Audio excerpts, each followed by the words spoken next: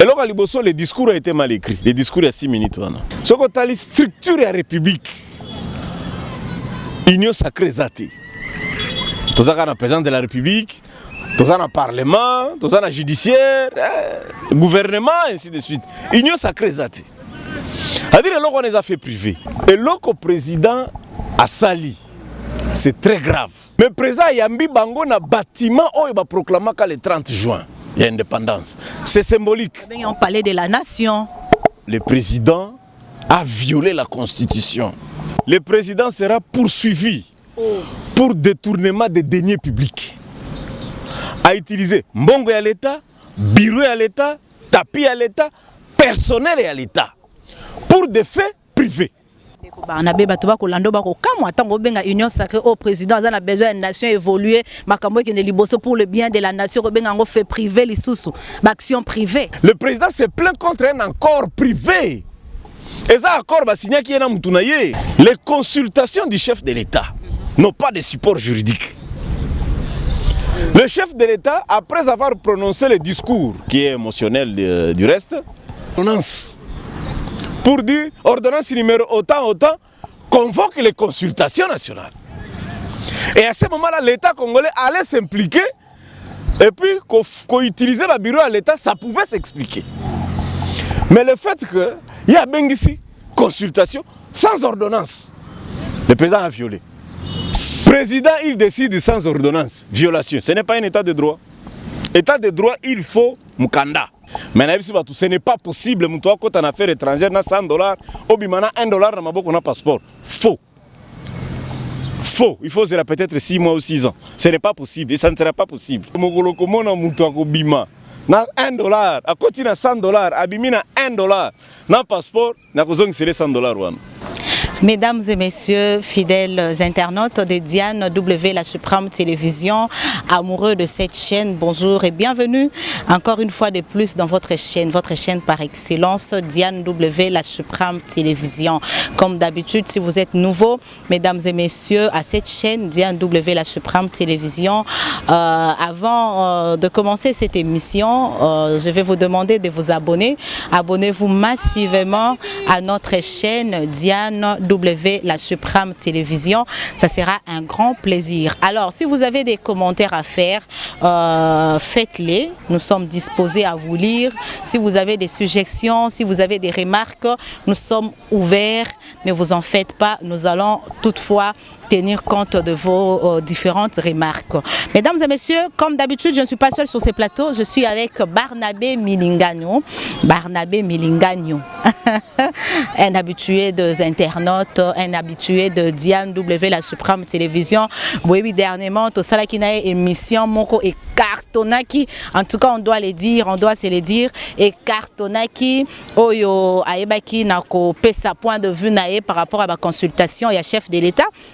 Chef de l'État Yambaki, artiste et musicien, P et Sala qui était bandeko ebele à presse, entre autres Bosolo na politique, il y a grand frère Nanga, confrère, il y a Israël Bosolo et Israël Mutombo, Ayabaki na koyamba Saïna Bodo pour ba na ko réagir après ba propos naie, Oyo Barnabé Milingano Ayabaki na ko tenir awa, ba se sentait qui est un peu lésé, mais et Zala qui d'une manière sportive na plateau ya Bosolo na politique, vous avez suivi et permettre que ça a les capés na ba plateau mususu po ba na ko expliquer na bato chef de l'État tango yambaki bango ezalaki nini basolola ki nini leka ki ndenge nini. Je crois que vous avez suivi les différentes interventions. Il y a ça extrait to émission il y a Barnabé Milingano o asalaki na Diane W, la Suprême Télévision. Mais lelo toko betali solo il y a actualité dans l'ensemble, entre autres actualités to bengango culturelle to politique, puisque Aza artiste musicienne to lobakeza entre politique, Aza peut en même temps militante ou cadre, je ne sais pas, il y a peu perdre. Il s'agit bien de Maman Tchalamwana, la reine des Moutouaches. Maman Tchalamwana Oyo Aouteki Kozala en détention. na Aner lelo déjà aza en liberté à reprendre liberté naie ba utina ko bimisaye depuis 14 heures je crois que siko nde to ko baboye aza na ndaku naie bien kazala ki convalescente mais lelo aibi na ko bima ba yeba ki na ko interpeller ye pona likambo etali nzembo naie oyo azali ko bimisa ya ingratitude alors batebele ba mituna ki motuna ingratitude wana azalaki ko s'adresser na chef de l'État en tout cas batu ba qualifier ki na lolenge puisqu'azo appartenir na PPRD o ezali parti politique ya ndeko Joseph Kabila batu bakanisi que a s'adresser qui directement na chef de l'État mais elle s'est justifiée yango to ko solola na ba consultation ndenge ezali ko poursuivre to solola ngona ndeko Barnabé Milingano aza déjà nanga na plateau o ndeko Barnabé mbote nayo. Merci beaucoup Madiane. Bonne santé. Non nzambazo batela biso nzambazo sunga tout va bien je vais porte bien en tout cas. Voilà, c'est un réel plaisir. Il y a toujours ce que bien. L'émission fois passée, tant que ça qui yango et comme là qui on n'engeni na matoi, ma réaction à bateau ça qui l'engeni. Bon, on a attaché de prester dans une série de communication, t'es pour nous avoir feedback. Non, je ne sais pas. Dans cette émission, nous avons seulement éclairé l'opinion. Mais effectivement, tout le monde qui n'a pas artiste comédien. Na plateau et puis après émission tokekolia na chez Flo on a harmonisé on a parlé na ipsa ki bango boy on ne peut pas s'apprendre à eux c'est un premier na ba comédien ti ba comédien ne ba sala ki musala o sala ki que ba expliquer biso ndenge ko voter ba sunga ki seni d'accord mais na ipsa ki ba comédien ba sala ki musala mon côté ils nous ont pas expliqué la constitution il faut pas ça la paix comédie va expliquer pe ba congolais ndenge nini constitution et lobby problème est toza nango ah izaka ka première constitution nous avons mutumoko nde ba bi nde garant à constitution mais ce n'est pas lui qui gère la constitution c'est ça le problème donc parenthèse ya ba comédien les kakiwana mais ngana lobaki pe ba utiliser bango te lokola ba beki parce que terme wana bodo lobaki les leaders sociaux représentatifs bon je n'ai pas voulu discuter avec lui je lui ai dit non il y a un problème oui toi bodo tu es représentatif ça est représentatif mais non il y a Jassa Goma aussi qui est représentatif il y a des comédiens Lubumbashi qui sont représentatifs mais ba kokai pe ko yamba bango nyonso te ezala ki kaka moi échantillon ya ba artiste musicien oyo le président ayamba ki bon critère il y a définition à choix pose problème. Parce que les mêmes comédiens, c'est maman Olivier, non? C'est normal. Mais les mêmes musiciens aussi, on a ça la fimbat. On a binela mokonzi. Mais le problème est à quel niveau? La représentativité on est kolobanini, contenu nango ezanini. Et là quand liboso 1. Donc il y a un nombre de vues. Motoaleki Innocent Baloume n'a vu Azati. Plus de 150 millions de vues. N'a pas vu na nenge ya YouTube. C'est déjà représentativité. Motoaleki Fali na followers Azati. Un musicien. Au moins de représentativité on a. Motoaleki Kofi na succès Azati. Nyoka longo pe azana ba vu ana ba nyoka longo to ko beta lisolo nyoka longo te mais azala ki reçu par chef de l'État. Artiste musicien ba Biliabel nengolobi wana saisa yaza azana ba vu belé. C'est toi Zaiko e banda er biso to botama. Biso to produire Zaiko. Olinga ki président de la République ba mona ndenge ya audimat na ndenge ya ba vu nengolo ba na réseaux sociaux to il fallait ayamba ba leader d'opinion parce que moi je crois que bango tout ba leader d'opinion. Représentativité, c'est ça le problème. Au moins, biloko wana eza ko bimaka lokola eza mutu moko on dirait za na carnet na ende azolo babo. Sélectionner batuna. Yona koyamba yo te. Na tuno nano. Evoloko bina na kini bopeto na bandal. Critères ezani. Evoloko azalaki na invitation wana. Obimba la souka evoloko teka disque. Eloko wana diminué. Et diminuaki. Si le président voulait réellement écouter, la plupart des défilés, comment déjà pas vieux Etienne. La plupart bato bayamba mikuna. Diane, je vais te dire une vérité. Les partis politiques sont un fait privé. C'est enregistré comme des asbelles. Et ça, institution ti. Mais qu'est-ce que ça a à voir avec le consultation et chef de l'État? Montuna na kitoko na bando zela montuna wana. Et là, le discours a été mal écrit. Le discours a 6 minutes wana. Parce que le discours wana est posé pour un peu tirer conclusion balamoko. If balbino il y a des malaises accords blocage je vais vous consulter pour tout ça la union sacrée. Ce qu'on a les structures de la République. Union sacrée zati. Tout ça qu'on a président de la République, tout ça dans le Parlement, tout ça dans le judiciaire, le gouvernement, ainsi de suite. Union sacrée zati. C'est-à-dire que l'on les a fait privés. Président Sokalinga a sala la muka ya mususu, Sokalinga sala IDPS mususu on est allé bisoter. Mais bandi les loté à l'époque je me rappelle les alaki na ba mouvement ba organisation monsieur Selema qui peut ba na ko réunir ba dialogue après ba dialogue ba kombo ezalaki ebele to kotanga ngo awate. Loko nyonso wana Diane et Salema te na palais de la nation et Salema te na bureau président. Mobutu a organisé ba conclave ba biloko ebele privé libanda. Joseph Kabila a organisé les consultations en 2013 entre les institutions et Salema n'a parlé du peuple.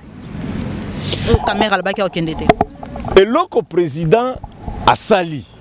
C'est très grave. Comment ça? Le président a réussi ses amis, ma compagnons opposition, tu as parti politique. Tu as batambola na bango. Oika Sanjipe bayamba kiye, Denis Kamba ya yambiye, ayambi bato ebele. Oui, ngoika Sanjipe bayambi pour ça qui na premier bandako.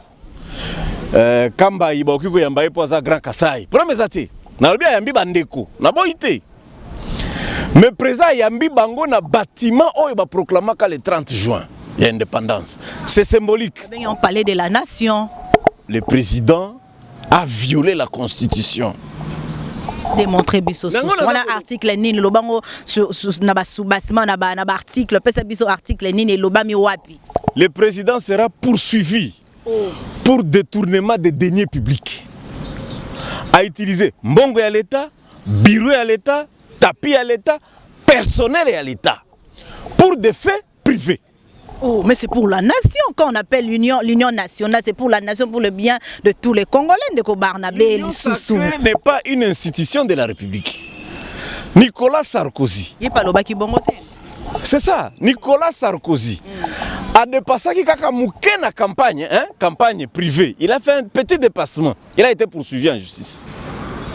Je te dis, le chef de l'État a utilisé Biloko et la République. On a fait privé, Union sacrée a fait privé, IDPS a fait privé, Constitution de l'État Limakambwe, accord privé. Accord FCC cash et ça privé. Union sacrée au président a besoin d'une nation évoluée, Makambwe qui est pour le bien de la nation, fait privé les sous action privée. Délit c'est sanga. Président en vol. Il s'est plaint contre la Constitution, il a demandé qu'on révise 40 articles. Lui, il a été reçu aussi par le chef de l'État. Au moins, c'est ça que non. Dans la Constitution, sur les 229, il y a 40 articles qui m'énervent. Tolongolango. Voilà, délit, c'est ça. Délit, c'est ça. Le président n'a pas dit les articles qui l'énervent dans la Constitution. Non. Le président s'est plaint contre un accord privé. Et ça, accord, il dit qu'il respecte ça par rapport à l'article 69 de la Constitution. Et puis qui cite Melobite que l'accord n'a non. Deuxième élément, Kabound, qui a signé aussi un document avec Néhémie Milania. Comme document, il y a un matarikolo Punda. La loge. Moussika. Tu vois là où ils ont fait? Ils sont en Congo, ils sont juste à côté, ils sont en Congo profond, en Congo. La loge n'est pas un bâtiment de l'État congolais. Mais à Zoloba, qui na marche à Kolongolango, à Koranese Koufi, na Kikwiti, à Zongeli Angoli Sous. Ça, c'est le premier acte. Kobuka accord, on appelle ça en droit un acte contraire. Comme c'est lui qui avait signé l'engagement. Qui retire la signature, non? Mais il a, même les Français, les Français les disent, les accords se font et se défendent. À l'obine que to silani parce que ba ennemi a liboso ya mboka ko on a biso eza ba to FCC. Il faut retirer signature. À ça la mukanda ko retirer signature na. Peut-être on est en verbal ba ça la mo par écrit. Yami balé. Le colosso makambo écrit. Les consultations du chef de l'État n'ont pas de support juridique. Le chef de l'État, après avoir prononcé le discours qui est émotionnel du reste, ordonnance pour dire ordonnance numéro autant, convoque les consultations nationales. Et à ce moment-là, l'État congolais allait s'impliquer et puis qu'on utilisait le bureau à l'État, ça pouvait s'expliquer. Mais le fait qu'il y a bien ici consultation sans ordonnance, le président a violé. Et donc, Maman Diane, au moins il y a un président Zaliwana. Et l'occasion ce président Assala, il faut Mukanda. Ce pays ne se dirige pas par l'oralité. Ah, Makamba oral les athées. Banda régime comme kuna batwazo comme biloko kunati. Et donc, IGF, ba judiciaire na banani, balandela iloko wana. Parce que le président a consulté des gens sans ordonnance, il a dépensé l'argent de la République, on parle même de 11 millions de dollars, n'a utilisé à détourner personnel et à l'État. Bakoti makambo, koti makambo privé. La violation wana toyo kakato ebiete que zakaka na cour constitutionnelle de bako constater violation il y a constitution de la part du chef de l'État. Non. Article 5, article 63, article 64 la constitution le Bible congolais nyonso. Congolais nyonso maintenant au bas habilité. Non, à qui qu'on remarqué que le président a violé la constitution. Congolais nyonso. Et il peut saisir les institutions. Même les judiciaires wana, et même peuvent aussi saisir les procureurs. Ils peuvent aussi saisir. Ngana kolobaka kaboui. Ordonnance exate ou convoqué consultation. Et puis le président a utilisé bureau à l'État, a utilisé personnel à l'État, puis a utilisé mbongo à l'État sans autorisation à l'État congolais. Donc il a violé Mibeko. Il faut balandela, il faut bakangaye. Makambo ebele le kana mboka oya ba violation wana Barnabé ozala ki wapi. Pourquoi seulement na moment Félix Tshisekedi ko telemaka makasi boye. Batu ba ko kamwa yo. Mboka ezaka ka ya biso. Et mboka ezalaka ba kokote mboka eza ya bana. Batu baza koya il faut ba ko respecter Mibeko. Mibeko eza makomi. Chaque na ebisi yo awa Mobutu asala ba conclave. Asala palais de marbre 1, palais de marbre 2, ce sont des bureaux de maisons privées. Mobutu faisait ça dans Banserekuna privé. Yazu akena elembo. Mboka o esika Lumumba botele la biso indépendance na makasi. Ndako wana. Yake ko sala ngo biloko na privé. Mokonzi ya mboka il faut balandela ye. Voilà, bande ko bosali ko landa biso to ko banande ko Barnabé Milinga no to ko mona déjà lolenge ni noko kende na makamba consultation oyo finition nango ko mona ngo lolenge ni po ezo sila to ke déjà la 3e semaine o ko mona ngo lolenge nini to sala kanga na émission tang biloko na bandaka na bisaki za aventure e bandaki na kanda mokonzi mboka sala kinde na kanda omoni soko zakaka na bana kazi mingi pembeni na yo soki basali yo mabe ekobanda okomela yo non yangwana ba ezalaka malamu te par exemple soko za mokonzi ya basoda ozala na bagarde corps bana na yo to bana bandeko na yo basoki mutu afingi yo bana wana bakosilika bakosala mabe chaque fois que batu ba président silikaka entourage na ende bayaka wana tala bafingi yo lisusu tala on le pousse à prendre de mauvaises décisions. Mais si le président était entouré par des gens qui ne sont pas les membres de sa famille, qui ne sont pas de ses amis, il est seulement entouré par des technocrates. On pouvait quand même lui dire, monsieur le président, il faut une ordonnance. Et bien, rendre des technocrates quand même, on doit se le dire. Ça, la technocratie, il y a combien? Mutuna nde yango wana effectivement. Tanga na lobaka bato inikini wana basala nga kanda yo bato balobaka o mingi. Eberand wana depuis qu'il est là, depuis caméra kenda Eberand, yo soka ba signer dossier. Toi tu connais un dossier traité techniquement depuis que Eberand est là. Na ebisio Eberand il para sala soki droit soki nini wana nga na ebité. Donc ya mona kité que président ko sala biloko wana te. Asa professeur hein. Qui professeur il y a mon akite que na kati ya discours à 6 minutes il fallait pas présent après sa conclusion bato siko bato bakoti kuna nite pona nini Mobutu sala boye Mobutu ko tate wa bato belé ba ke kuna ndeko bana wana eza ko Moïse Katumbi ayewa Akosi batukaye consultation, akomi kuna ba abotoli kaka, abeti cop, azui document à partir à sali déclaration. Yo qui Moïse a signé qui a adhéré Ozana ba preuve aloba ki yango que il est disposé, il est ouvert. À faire quoi? Pour na réunion au chef de l'État ko proposer ba sololi, chef de l'État PC makanisi na ye. Abendi autorisation et fonctionnement et à partir na ensemble Moïse est parti na rien dit. Être batebele ba ke kuna ba epsi président biso ringi kimia, biso ringi zongela Kabila. Donc ba epsi tika makamura ino sacré oyo kende ekomema biso ba premier étirement zongela kaka ba musulman ko to epsi salela ka conscience na yo. Ndenge boyo kala kina ndeko no biso to zala kité. Po ye Tshisekedi abenga Kabila, mon frère et partenaire privilégié. Zongela ye kaka bokende ko sala makamona bino kuna. Et ben voilà. C'est une histoire tango boyo kana ki bono sala ki likopana bino biso to zala kité. Biso to ringi kaka constitution tambola. Tu n'as pas la majorité au Parlement, laisse Pépé Ilunga, Kosala, Makambo, parce qu'il y a une majorité parlementaire. C'est ce qu'on lui demande. Monsieur le Président reste président de la République, Premier ministre reste Premier ministre, Parlement Salam Salam Nabino. Et ça fait que Makambo, Boyako Sanganawa, Nao Sepelalisu Soute, entre temps, comment utiliser un bon à l'État. Mais ce qui y a un garant et un bon fonctionnement et institution, ça, Moni Makameza Kolekate, Nengalobaki, on a article 69, il faut avoir des décisions. Est-ce que par exemple, ce cas Zunet a nommé informateur, c'est une infraction pour créer une majorité, Bato Bakoto Saï? S'il devrait arriver à nommer un informateur, pour nous équiper le gouvernement un informateur, il n'a pas fait aussi son travail. Quand il est devenu président, il devrait signer une ordonnance. Il y a mal au batté. Le président devrait signer une ordonnance pour dire je signe l'ordonnance numéro 001 portant nomination d'un informateur. Non, la République ne se gère pas d'une manière orale. La République doit... Au moins, il va arrêter. Vu, considérant, état donné. C'est ça. Il fallait faire vu crise, il fallait comment vu crise accord, vu ce que nous sommes dit en Bois la Lodge, vu ce que nous sommes dit à Kingakat, vu j'ordonne, non. Professeur on appelle ça Loisa. C'est vérité. Il induit le président en erreur. Voilà un autre là, il y a un autre conseiller là, les mêmes conseillers avec 50 autres techniques voilà. Il y a pas les qui Bilonda. Depuis que Top Congo a retiré l'émission na YouTube, ils ont souscrit. Azo Kosa, oh non, il y a un dépassement. Oh, si on est dans le caca, on est à Batobakolo. Tanguy, na outi ko vérifier.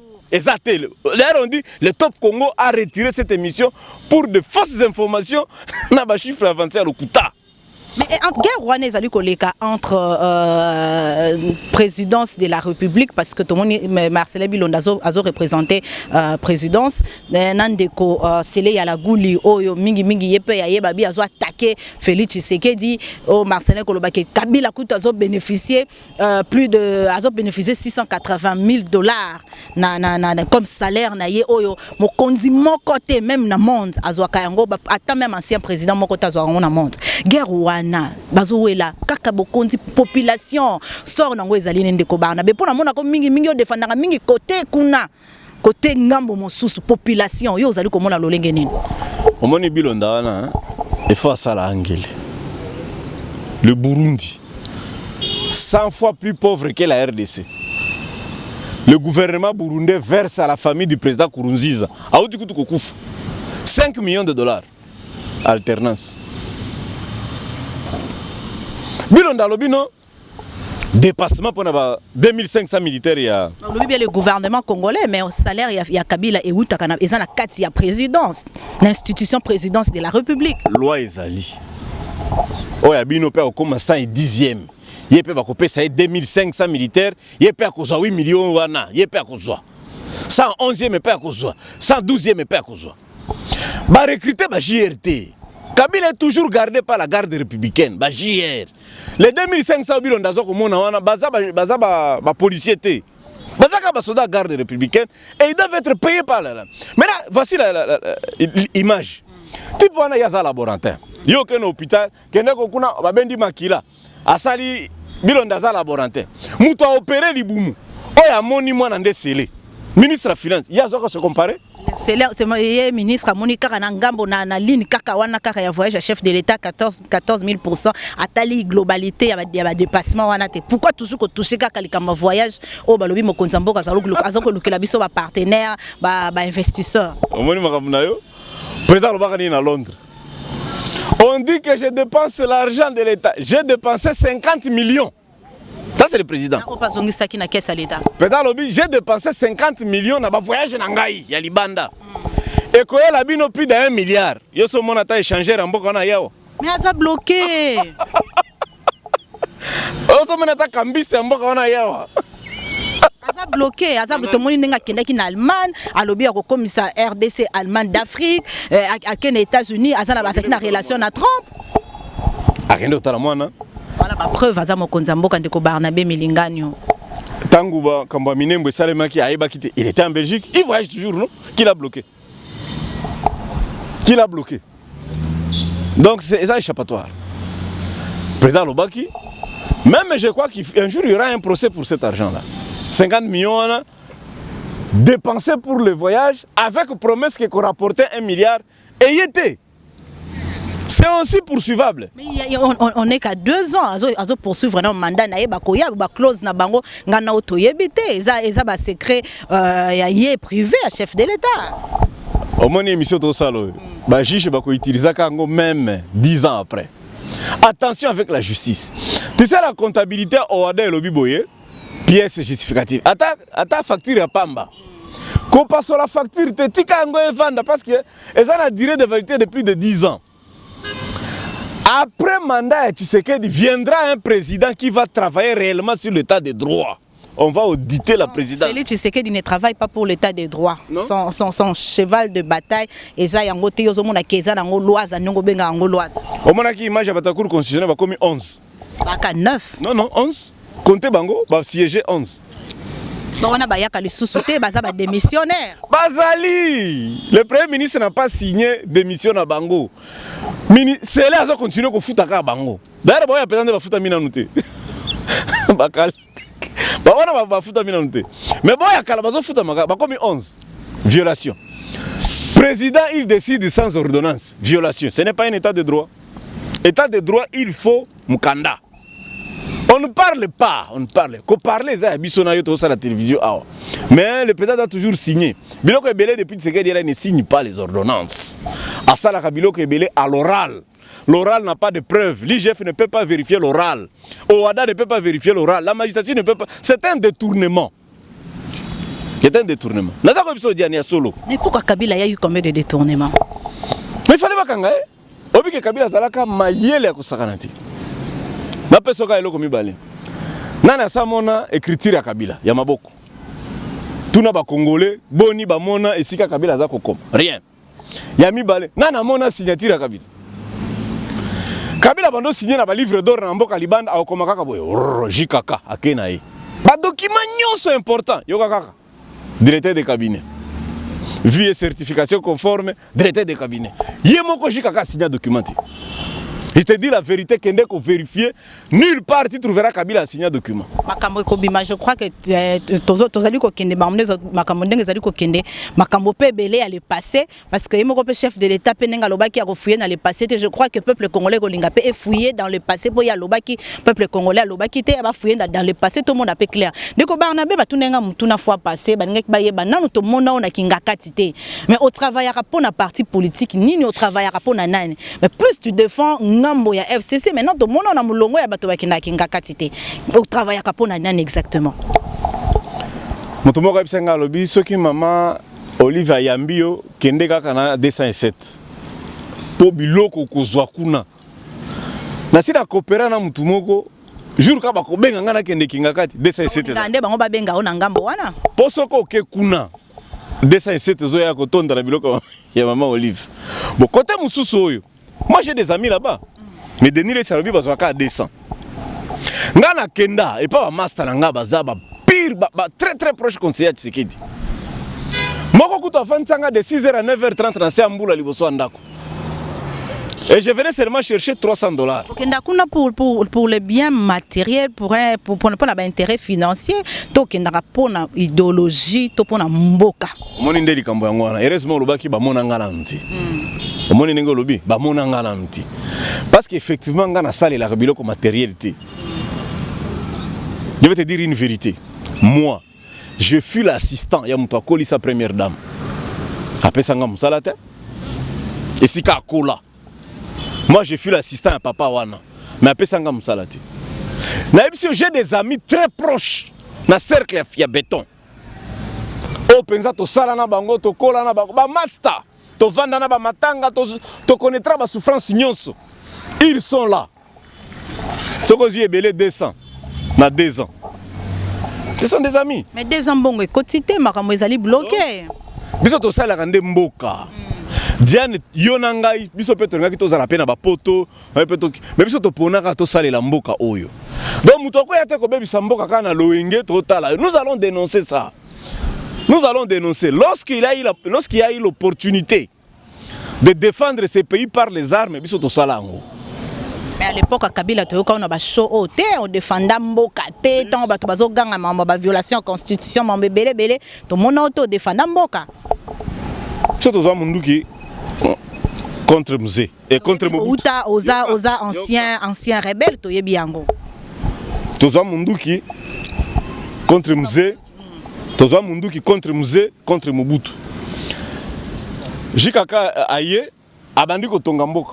Boulevard oyo ngungelia ngai awa na boulevard oyo kondi matin omoni 5 chantiers kaka batongi ka boulevard tongi mboka côté ni batongi mboka pour batule ba 5 chantiers wana ezali le côté au moins oya sali 18 ans ye boulevard ngana zwa ngungi Félix Penanto moni tozo zela to komona mambebela bandi da ba saut de mouton 2 ans pamba saut de mouton eza avancé quand même. Nalobaka na vino saut de moto créer embouteillage. Nalobaka boy. Saut de moto na ba compacter ango terre jaune. Bati ango na kati. Omoni na kati wana sika mituko mataka. Bati nde terre jaune. Siko juro kozwaka ni de poule maye koti. Ça dit terre jaune ezaka au fur et à mesure mikoleza ko lekeza ko kita. Saut de moto na mo komsio ko panza na boy. Pa! Saut de moto wana. Mituko mataka ko. Parce que c'est mal compacté et puis pembeni ya basali rango bien te. Bati yango debout. Il fallait pas incliner yango basali yango bout. Et ça na ba défaut de fabrication et belé baso de mouton. Mokolo bato bando tambola likolo nango ko panzana. On a commis prophète de malheur. Na lobaka yango avant na yebisa ki c'était un mauvais projet. Il fallait les boulevards ici n'avaient pas besoin. Maman Diane. Omoni eloko aussi ça embouteillage. Embouteillage à Congo ça perpendiculaire. Ndé créer un embouteillage. C'est-à-dire vous roulez sur le boulevard, mutuka moko ezobima. Il va créer une route secondaire selon yo. Pas seulement des routes secondaires, mais il fallait aussi qu'on ait un viaduc pour que ça ba contournement. C'est ça la solution, on ne peut pas se croiser. Ça n'existe plus dans le monde.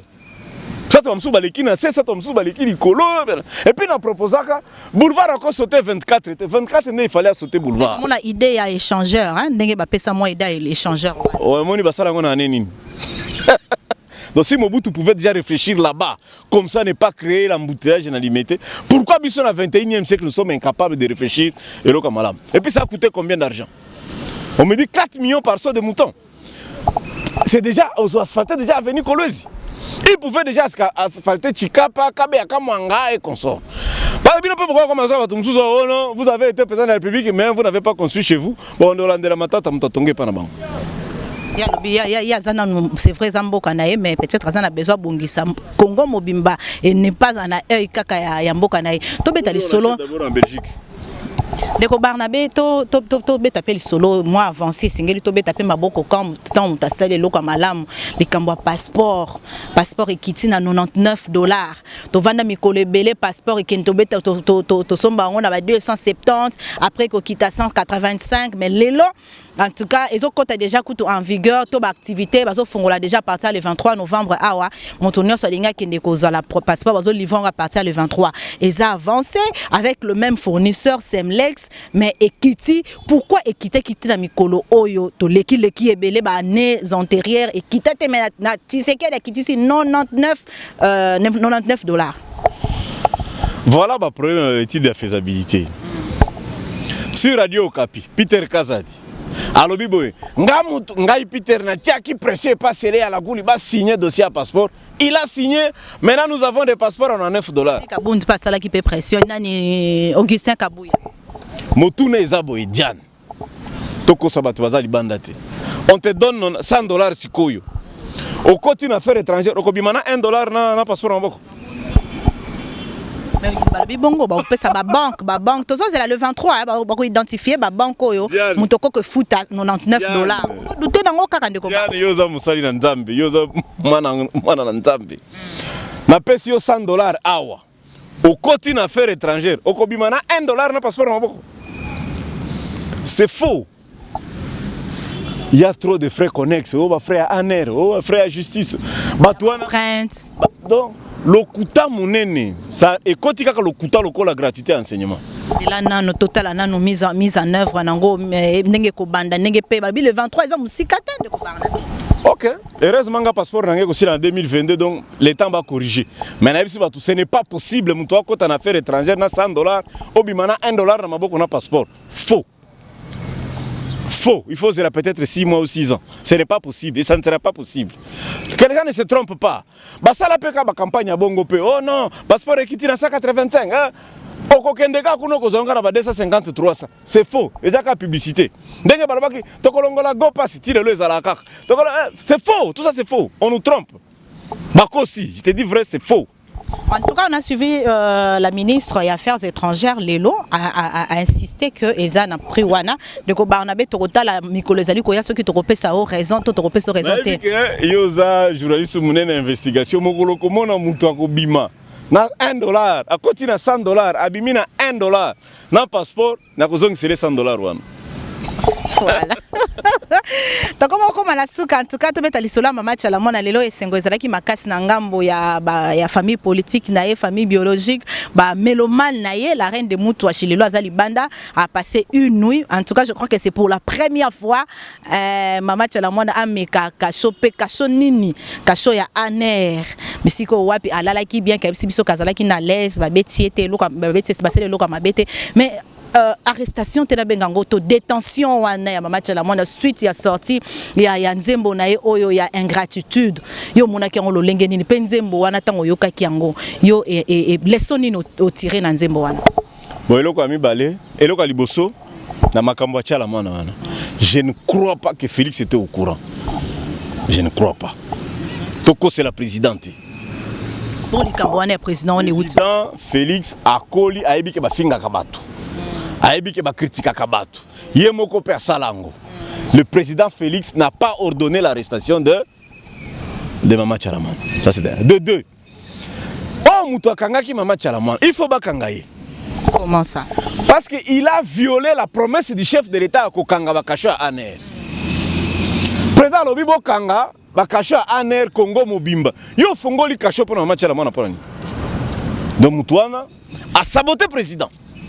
Il faut bakangaye. L'ordre du président est de fermer Bakasho Nyonso ya Aner. Article je crois 23 Constitution la PCP batu liberté d'expression. Mama Tchalaman atangaki nani? Atangaki mutute? Tika na betro lisolo. Moyembi moko awa. Ayembaka lobi keba soko moni mutu akomi na mandefu ebele. Yoko za la pe abandi liboma. Abosani kombo na ye. Kofi Olomide. Tovanda 2 mois 3 mois ba jeune nyoso bakomi na mandefu ebele. Y compris yemo ko akomi na mandefu ebele. Mais abandi na liboma te. Ministère mususu a répondre ye. Na kati ya nzembo wana Kaligula.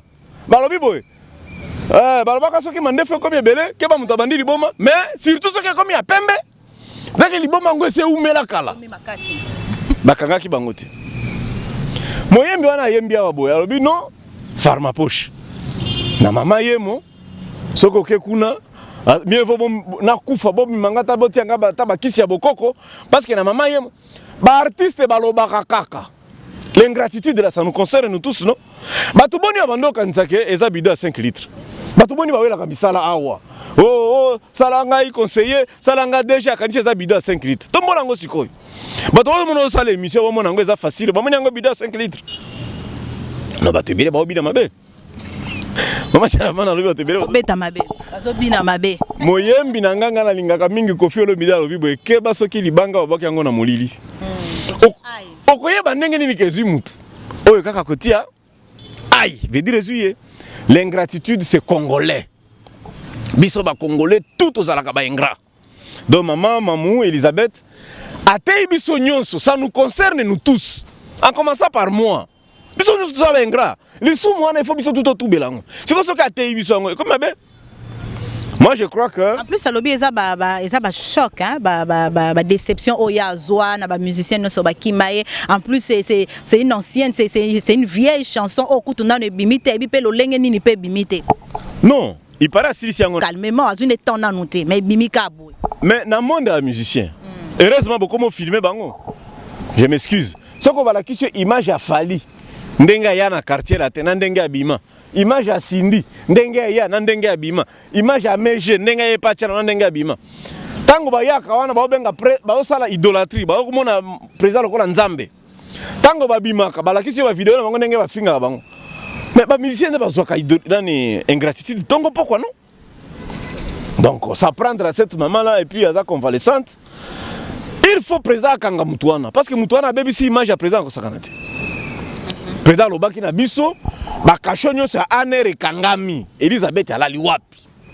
Mais tout le monde va te belé ba encourager ngo fallait ba kangaye alekisi parce que ali ko soutenir Mokonzambo kata alors qu'il y a même tribu bazana bango bazana mutana de konaye et tout il faut ka ba kangaye ba te belé ba ki na ko soutenir arrestation to détention ya mama Tiala Mwana. Bon, le col a déconné, le col a tribune à soutenir, Maman Tiala Mwana a boité, à soutenir peut-être ceux qui barragent à Kakobola ici, à soutenir Tango Bakotia Goudron en Bujmaï, à côté Tango Bakotia ici. À soutenir pas parce que. Est-ce que c'est obligatoire d'abord? Oui, mais Yangonine, Olinginin. Obligatoire qu'à soutenir Kaka Mokonzambo en place. Mais parce que Moutona dans le Bibongo. Nous tous nous soutenons le président. Tant que nous avons Koloba, c'est pour aider le président à avancer, non? Nous tous nous aimons le président. Et ça t'a flatté, non, nous tous nous aimons le président. C'est notre président. Et nous défendons ses intérêts. Mais attention! Ce qui est Libanda est attaqué de sécurité, c'est tout ce que Netazaki Angola, oh, Angolais m'a giflé le président. Toko ça. Mais ce qui est Zongia, Toko Yebisa, monsieur le président, attention. Attention, donc Moutouana, oh, Yakangi Tiala Mwana, baby si réputation président Mabé. Et puis a violé parole à président Okangaba Abdani, Bakangaye. Maman Tiala Mwana n'a aucune faute. Bon moto yo abengaki Maman Tiala Mwana na téléphone en tout cas on to vérifier en côté ce qui est là qui appelle moko ya solo pour Maman Tiala Mwana peut to moni pe na interview na ye a lobeli en côté mais moto wana oyo babimisi ba audio wana inciter population les sous na bengango na haine to na ko sala attention bien que en tout cas moi je suis en train de dire que pour la Maman Tiala Mwana azala déçu et sengeli aloba ete merci pour et na temps moko pe Maman Tiala Mwana moi temps moko ezala ki to éviter ce que ndeka artiste azoka inspiration to ezala ki makambo santé to ezala ki nini ali moi ki moi mukie mais nzembo ingratitude je crois que ko beta na décembre ce qui kaka censure aibi na ko permettre ngo ile kapona no ba mettre ngo na na ba tia on na se censure Alexandre a mekana ko traiter ngo ce qui kaka ba censure andimi yango e ko beta na décembre pour ba te belé si et koti déjà na matoya. Ingratitude na campagne en 2023. En décembre, ils ont déjà un téléphone censure. 2023 za musika to beta na lisola bonne année ndenge to mesana ko ningana na bonne. Voilà vigno. Nzemba kitoko za lokola vigno. Au fur et à mesure mikolo za koleka. Ils ont comme kitoko. Mutu moka ebisinga ke no eza na sonnerie ya camera. Ba ebisio mayo vérifier tende ko bana. Lobi kaka mutu moka ebisinga ke no. On a ba spéculation. Na lobi boye ba ebisingai na lobi teke na zaki na camera na yokaki. Mais mutu moka ebisinga ke no. Nzembo wana nde commissionnerie ya camera. Na Congo tozala toujours na biloko wana tozala na ba spéculation pour makambo ya ingratitude bimisi makambo belé terrible. Alors moto wana oyo oyoka kitongo oyoka ki ba biloko wana audio wana. Nazonga na question na ngesala ke lo lengeni. C'est un lâche. Ayawa na dani TV aya kolobao. Koloba sima Mukongo, il n'y a que des lâches qui font ça. On peut pas injurier une femme. On peut pas injurier une femme. Et puis mobile ya lobaka. Et puis mobile soko za koloba tala caméra. Soko komika koloba sima Mukongo, ingrat. Ba ingrat. Ingrat de bango. Taze biseli comme ingrat. Auto comme la suka ndeko ba na bena boy nazala ingrat pe na caméra na ngai to cameraman no azali ko zonga image kwa zo sa episode ya ke signe singeli to shite lilobano asuka ezali nini par rapport ya émission oyo ndenge to sololi na ba téléspectateurs balandi biso ba ko retenir en nini. Non, bah, d'abord, on a la cause à la ingrat, et tu as merci. Merci. Non, d'abord, quand tu as dit que nyekese, nazu nyekese na kiti. Non, ben, nzamba pambola, nzamba pambola. Batu nyonso basunga président. Et puis tout ça les Lamboka. Nous avons déjà vu des présidents après les mandats être en prison. Au Brésil, ça s'est fait. Et nous ne voulons plus dans notre pays quand même. On n'en a plus besoin. On ne le souhaite pas. Mais il faut qu'ils arrivent à justifier les actes qu'ils ont posés. Parce que les actes posés lors de la consultation est violé Mibeko Yamboka et ça mérite des poursuites judiciaires. Merci beaucoup. Nous sommes arrivés à la fin, mesdames et messieurs. Nous avions reçu pour vous, nous recevions pour vous Barnabé Milingano.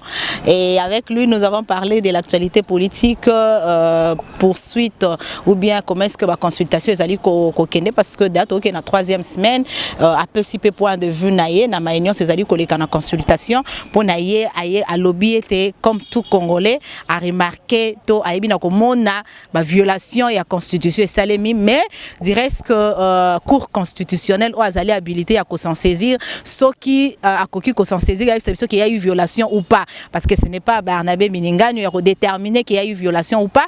To solo li pe likamama match à la monnaie il a donné son point de vue que c'était pas important ou bien ezalaki nango te na besoin bakanga match à la moine et surtout pas na aner bisiko wapi mokonzi mboka lobaki ba fermeture ya ba cachonio sur aner et selemaki ezalaki point de vue. Et si vous avez aimé l'émission même si bolingité parce que tu es obligé binoter bolinga yango bo tikela biso ba commentaire bo partager surtout ceux qui bolingi yango bo aimer et que ça la biso bien makasi ceux qui peut bozana ba suggestion avis contraire ya Barnabé bo tikela biso yango na etando na c'est la vidéo oyo bo s'abonner pe na chaîne abiso Diane W la Suprême Télévision.